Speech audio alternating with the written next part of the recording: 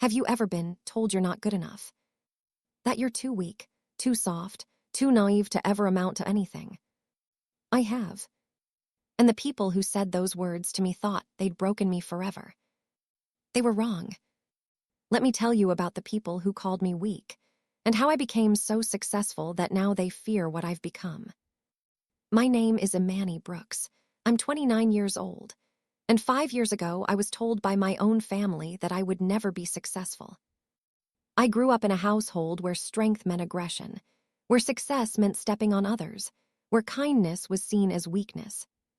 My older brother, Marcus, was the golden child, confident, ruthless, ambitious. He worked in finance and made good money. My parents worshipped him.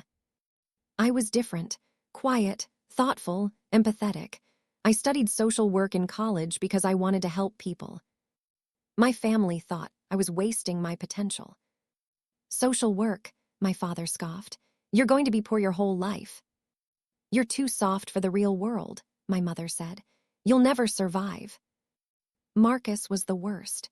You're weak, Imani. You care too much about other people. That's why you'll never be successful. I tried to ignore them, tried to focus on my passion, but their words burrowed into my mind like poison. After college, I got a job at a nonprofit organization helping at-risk youth. The pay wasn't great, but the work was meaningful. My family mocked me constantly. Still saving the world on minimum wage, Marcus would joke. When are you going to get a real job? My father would ask. They made me feel small, worthless, like I'd failed before I'd even started. But something inside me refused to give up.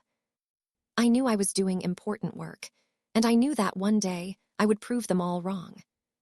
The final straw came at a family dinner 3 years ago. We were all gathered at my parents' house. Marcus was bragging about his latest promotion and his new luxury car. My parents beamed with pride. Then my mother turned to me. And what about you, Imani, still at that little nonprofit? Yes, actually, I was just promoted to program director. I'm developing new outreach initiatives. Marcus cut me off with a laugh. Program director at a nonprofit, that's like being the captain of a sinking ship. Everyone laughed, even my parents. I felt my face burn with humiliation. At least I'm helping people, I said quietly. Helping people doesn't pay the bills, my father said. When are you going to grow up and do something real with your life? I looked around the table, at my family, the people who were supposed to support me, believe in me, love me. All I saw was contempt. You think I'm weak, I said, my voice steady despite the tears threatening to spill. You think I'll never amount to anything. We think you're wasting your potential, my mother said. You could have been something, but you chose to be this. I stood up from the table. One day, you're going to regret saying that. I walked out, and I made a decision that night. I was done trying to earn their approval, done letting their words define me. I was going to build something so successful that they'd have no choice but to see me. I spent the next 6 months developing a plan. I'd been working in the nonprofit sector long enough to see a massive gap. There was very little accessible, effective mental health support for underserved communities. Traditional therapy was expensive and intimidating. Schools and community centers didn't have the resources, and the people who needed help most couldn't afford it. I had an idea for a solution. A mobile mental health app that provided affordable therapy, peer support groups, and mental health resources specifically designed for marginalized communities. It wasn't just an app, it was a mission. I worked on it every night after my day job, built a business plan, researched funding options, reached out to therapists and community leaders who believed in the vision. I applied for grants, pitched to investors, got rejected dozens of times. But I kept going. Finally, after 8 months, I got my first yes. A small grant from a social impact fund, $25,000, not much, but enough to build a prototype. I hired a small team, developers, designers, licensed therapists who believed in accessible mental health care. We launched a beta version of the app, MindBridge, targeting local communities. Within 3 months, we had 5,000 users. Within 6 months, 10,000. People were getting help, real help, and they were spreading the word. I knew I was onto something, but I was just getting started. 2 years after that family dinner, everything changed. A major tech investor heard about MindBridge through a mutual connection. They reached out, interested in learning more. I pitched them my vision.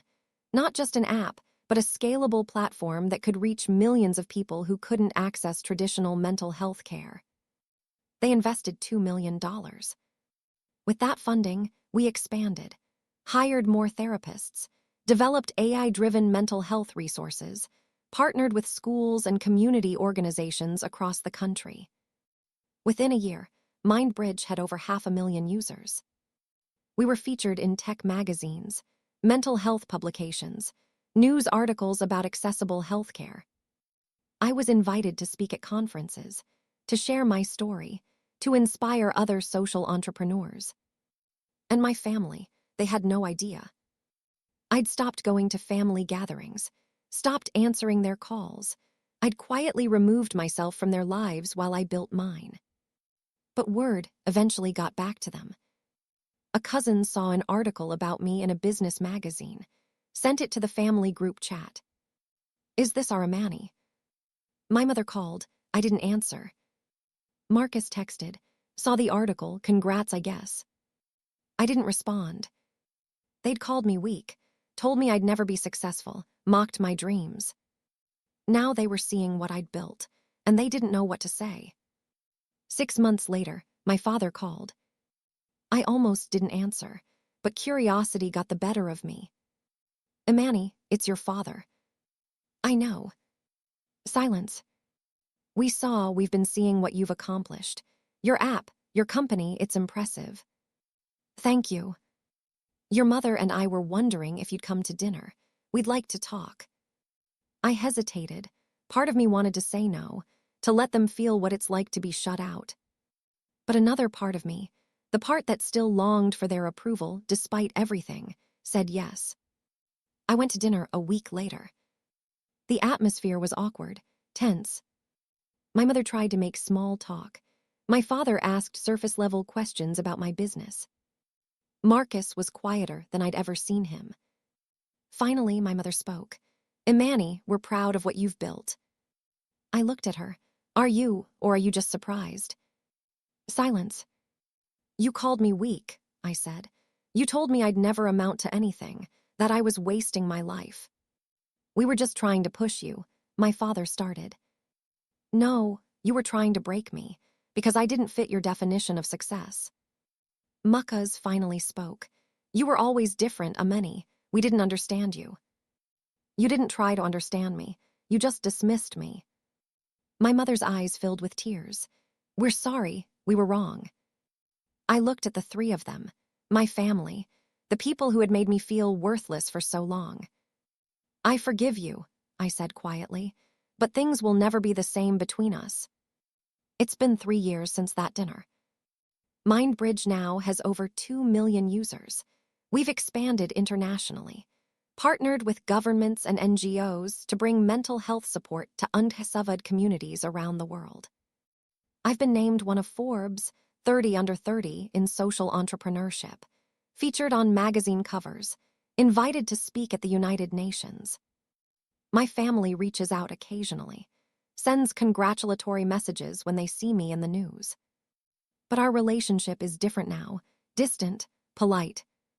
Because I learned something important through all of this.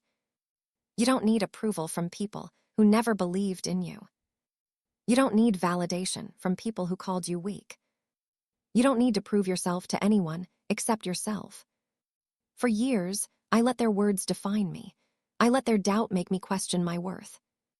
But when I finally stopped seeking their approval and started believing in myself, everything changed. They called me weak because I cared about people, because I chose compassion over competition, because I wanted to help instead of hurt. But that wasn't weakness, that was strength. And now they see what I've built. They see the impact I've made. They see the success I've achieved. And I can see it in their eyes. They don't just respect me now. They fear me. Not because I'm ruthless, not because I'm aggressive, not because I've adopted their definition of strength, but because I proved them wrong, because I succeeded on my own terms, because I became powerful without becoming cruel. If you're watching this and someone has called you weak, told you you'll never succeed, dismissed your dreams, hear me when I say this. Their words say more about them than they do about you. People who call others weak are usually threatened by strength they don't understand. People who dismiss your dreams are usually afraid of their own potential. People who mock your compassion are usually incapable of their own. Don't let them define you. Don't let their doubt become your truth. Believe in yourself. Build your vision. Prove them wrong not by becoming like them, but by succeeding as yourself. Because the best revenge isn't cruelty, it's success. They called me weak. Now they fear my success. And that's a power they'll never take away from me.